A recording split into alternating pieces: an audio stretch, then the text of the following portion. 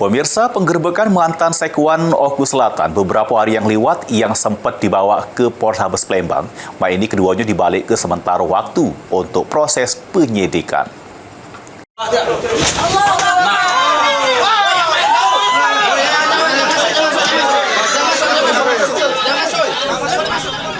Adanya penggerebekan mantan Sekwan Okus di kosan yang berada di Jalan Gotong Royong, Kelurahan Pak Jo, Kecamatan Ilir Barat 1, beberapa hari yang lewat, yang sempat diamankan oleh pihak kepolisian di Mapolrestabes Palembang guna dimintai keterangan.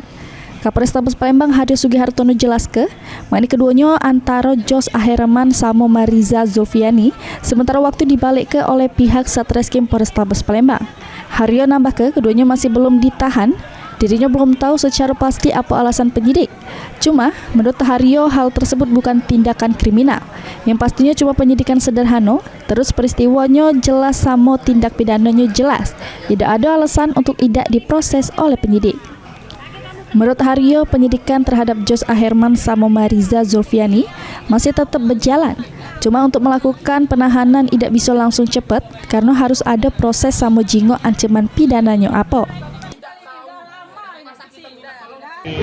Dari Satuan Reserse Polrestabes Palembang memiliki kewajiban untuk menerima pengaduan yang ada dengan asas patut diduga. Kita akan melakukan analisa atas peristiwa yang terjadi, dan demikian kita akan melakukan tindakan lebih lanjut apakah melakukan penyidikan atau tidak.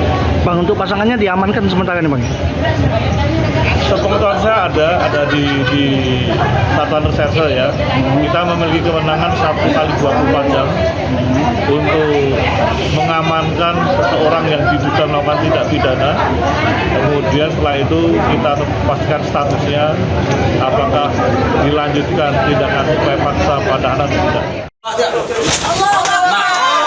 Ditambahkan oleh Haryo, sebelumnya benar adanya laporan dari bini sahnya Yunita Trikumalasari di Polrestabes Palembang.